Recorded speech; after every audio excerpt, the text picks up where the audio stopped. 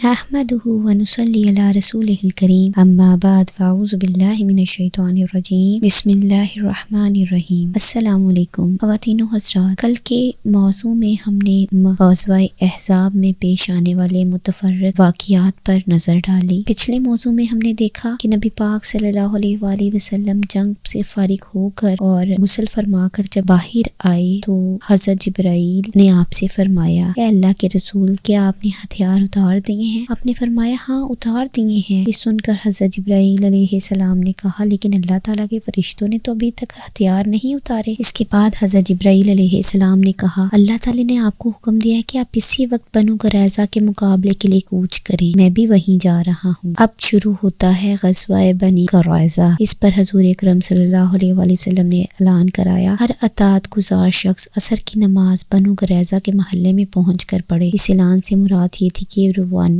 ہونے میں دیر نہ کی جائے۔ آپ صلی اللہ علیہ وسلم نے خود بھی فوراً ہتھیار لگائے، ذرہ بختر پہنی، اپنا نیزہ دست مبارک میں لیا، تلوار گلے میں ڈالی اور اپنے گھوڑے پر سوار ہوئے۔ آپ صلی اللہ علیہ وآلہ وسلم کے گھر صحابہ کرام رضی اللہ تعالیٰ عنہ بھی ہتھیار لگائے گھوڑوں پر موجود تھے۔ صحابہ کرام رضی اللہ تعالیٰ عنہ کی تعداد 3000 تھی، ان میں 36 گھڑ سوار تھے، ان میں سے بھی 3 گھوڑے حضرت صلی اللہ علیہ وآلہ وسلم کے تھے۔ اس غزوہ کے موقع پر آپ صلی اللہ علیہ وآلہ وسلم نے حضرت عبداللہ بن ام مکتوم رضی اللہ تعالیٰ عنہ کو مدینہ منورہ اپنا قائم مقام مقرر فرمایا۔ حضور اکرم سے آگے آگے حضرت علی رضی اللہ تعالیٰ عنہ پرچم لیے ہوئے بنو قریظہ کی طرف روانہ ہوئے۔ حضرت علی چونکہ آگے روانہ ہوئے تھے اس لیے پہلے وہاں پہنچے۔ انہوں نے مہاجرین اور انصار کے ایک دستے کے ساتھ بنو قریظہ کے قلعے کے سامنے دیوار کے نیچے پرچم نصب کیا۔ ایسے میں یہودیوں نے حضور اکرم صلی اللہ علیہ وآلہ وسلم کو برا بھلا کہنا شروع کیا۔ اس پر حضرت علی اور دوسرے صحابہ رضی اللہ تعالیٰ عنہم کو غصہ آ گیا۔ نبی اکرم صلی اللہ علیہ وسلم وہاں پہنچے تو حضرت علی رضی اللہ تعالیٰ عنہ نے یہودیوں کی بد زبانی کے بارے میں بتایا۔ آپ صلی اللہ علیہ وآلہ وسلم نے ان کی پوری آبادی کو گھیرے میں لینے کا حکم دے دیا۔ یہ محاصرہ 25 دن تک جاری رہا۔ یہودی اس محاصرے سے تنگ آ گئے اور آخر کار آپ صلی اللہ علیہ وآلہ وسلم کے سامنے حاضر ہو گئے۔ حضور صلی اللہ علیہ وآلہ وسلم نے انہیں باندھنے کا حکم فرمایا۔ ان کی مشقیں کس تھیں، ان کی تعداد 600 یا 750 تھی۔ انہیں ایک طرف جمع کر دیا گیا۔ یہ سب وہ تھے جو لڑنے والے تھے۔ ان کے بعد یہودی عورتیں اور بچوں کو حویلیوں سے نکال کر ایک طرف جمع کیا گیا۔ ان بچوں اور عورتوں کی تعداد 1000 تھی۔ ان پر حضرت عبداللہ بن سلام رضی اللہ تعالیٰ عنہ کو نگران بنایا گیا۔ اب یہ لوگ بار بار آپ کے پاس آ کر معافی مانگنے لگے۔ اس پر آپ صلی اللہ علیہ وآلہ وسلم نے فرمایا، کیا تم اس بات پر رضامند ہو کہ تمہارے معاملے کا فیصلہ تمہارا ہی منتخب کیا ہوا کوئی آدمی کرتے؟ انہوں نے جواب دیا، سعد بن معاذ رضی اللہ تعالیٰ عنہ جو فیصلہ بھی کرے ہمیں منظور ہے۔ سعد بن معاذ مسلمان ہونے سے پہلے ان یہودیوں کے دوست اور ان کے نزدیک قابل احترام شخصیت تھے۔ حضور اکرم صلی اللہ علیہ وآلہ وسلم نے ان کی یہ بات مان لی۔ سعد بن معاذ رضی اللہ تعالیٰ عنہ غزوہ خندق میں شدید زخمی ہو گئے تھے۔ وہ اس وقت مسجد نبوی کے قریب ایک خیمے میں تھے۔ اب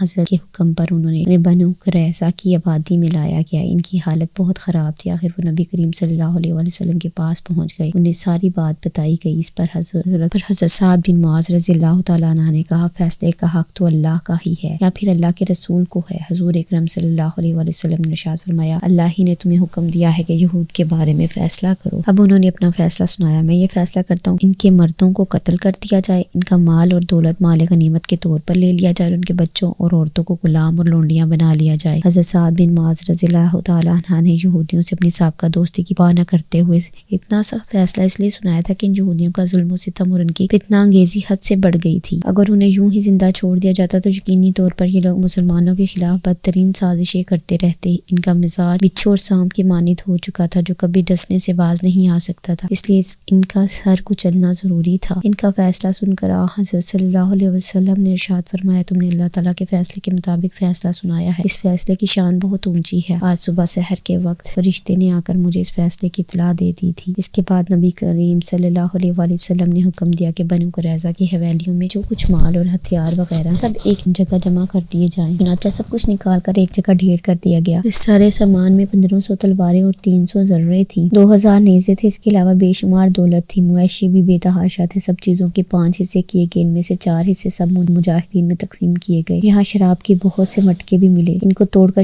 شراب کو بہا دیا گیا۔ اس کے بعد یہودی قیدیوں کو قتل کر دیا گیا۔ قتل ہونے والوں میں ان کا سردار حی بن اخطب بھی تھا۔ بچوں اور عورتوں کو غلام اور لونڈیاں میں لیا گیا۔ اس واقعے کے بعد حضرت سعد بن معاذ رضی اللہ تعالیٰ عنہ غزوہ خندق میں لگنے والے زخموں کے باعث شہید ہو گئی۔ ان کے جنازے میں فرشتوں نے بھی شرکت کی۔ انہیں دفن کیا گیا تو قبر سے خوشبو آنے لگی۔ قیدی عورتوں کے بارے میں حضور نے ارشاد فرمایا، جو عورتیں فروخت کی جائیں اپنے بچوں سے جدا نہ کی جائیں۔ اگر کوئی شخص اپنی لونڈی کو فروخت کرنا چاہے تو اسے اس کے بچے سے جدا نہ کرے۔ اس کے بعد آپ صلی اللہ علیہ وآلہ وسلم نے قبیلہ بنو حذیل سے اس کی ناپاک حرکت کا انتقام لینے کا ارادہ فرمایا۔ بنو حذیل نے رجی کے مقام پر حضور صلی اللہ علیہ وآلہ وسلم کے صحابہ کرام رضی اللہ تعالیٰ عنہم کو شہید کیا تھا۔ یہ لوگ خود آپ صلی اللہ علیہ وسلم کی خدمت میں حاضر ہوئے تھے اور درخواست کی تھی کہ ان کے علاقے میں اسلام کی تعلیم کے لیے کچھ حضرات کو بھیج دیا جائے۔ چنانچہ حضور اکرم صلی اللہ علیہ وآلہ وسلم نے اپنے 10 صحابہ رضی اللہ تعالیٰ عنہم کو ان کے ساتھ روانہ فرمایا۔ ان لوگوں نے انہیں دھوکے سے شہید کر دیا۔ آپ صلی اللہ علیہ وآلہ وسلم کو ان صحابہ کرام رضی اللہ تعالیٰ عنہم کی مظلومانہ شہادت کا بے حد رنج تھا۔ چنانچہ ان لوگوں کو سزا دینے کا فیصلہ فرمایا اور صحابہ کرام رضی اللہ تعالیٰ عنہم کو تیاری کا حکم فرمایا۔ پھر لشکر کو لے کر روانہ ہوئے۔ بظاہر تو شام کی طرف کوچ کیا تھا، مگر اصل مقصد بنو حذیل کی خلاف کارروائی تھی۔ منزل کو اس کے لیے خفیہ رکھا گیا تاکہ دشمنوں کو جاسوسوں کے ذریعے پہلے سے معلوم نہ ہو اور مسلمان ان ظالموں پر بے خبری میں جا پڑیں۔ مدینہ منورہ میں حضور اکرم صلی اللہ علیہ وآلہ وسلم نے اپنا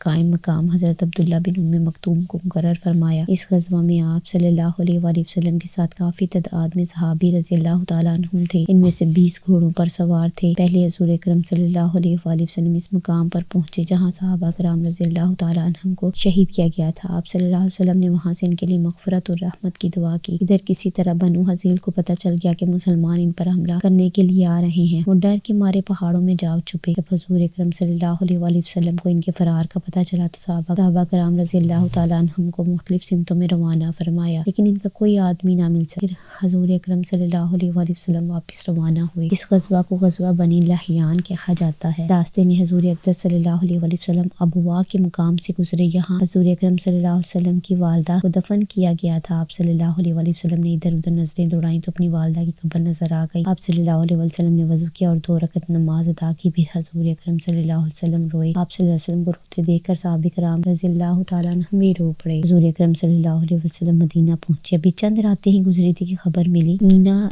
ابن حسین نے کچھ سواروں کے ساتھ مل کر حضور اکرم صلی اللہ علیہ وآلہ وسلم کی چراگاہ پر چھاپا مارا ہے۔ اس چراگاہ میں حضور اکرم صلی اللہ علیہ وسلم کے 20 اونٹ تھے۔ اونٹوں کی حفاظت کے لیے حضرت ابو ذر غفاری رضی اللہ تعالیٰ عنہ کے بیٹے تھے اور حضرت ابو ذر رضی اللہ تعالیٰ عنہ کی بیوی بھی وہیں موجود تھی۔ ان حملہ آوروں نے حضرت ابو ذر رضی اللہ تعالیٰ عنہ کے بیٹے کو قتل کر دیا۔ اس واقعے کا سب سے پہلے حضرت سلمہ بن عقور رضی اللہ تعالیٰ عنہ کو پتہ چلا۔ اپنی کمان اٹھائے صبح چراگاہ کی طرف جا رہے تھے۔ ان کے ساتھ ان کا غلام بھی تھا۔ وہ ان کا گھوڑا لے کر آیا اور لگام سے پکڑ کر اسے ہنکار رہا تھا۔ راستے میں اس کی ملاقات حضرت عبد الرحمن بن عوف رضی اللہ تعالیٰ عنہ کے غلام سے ہوئی۔ اس نے حضرت سلمہ رضی اللہ تعالیٰ عنہ کو بتایا کہ کچھ سواروں کے ساتھ مل کر عینہ بن حسین نے نبی کریم صلی اللہ علیہ وسلم کی چراگاہ پر چھاپا مارا ہے اور وہ حضور صلی اللہ علیہ وسلم کے اونٹوں کو لے گئے ہیں۔ چراگاہ کے محافظ کو انہوں نے قتل کر دیا اور ایک خاتون کو اٹھا کر لے گئے ہیں۔ یہ سنتے ہی حضرت سلمہ رضی اللہ تعالیٰ عنہ نے اپنے غلام سے کہا، اس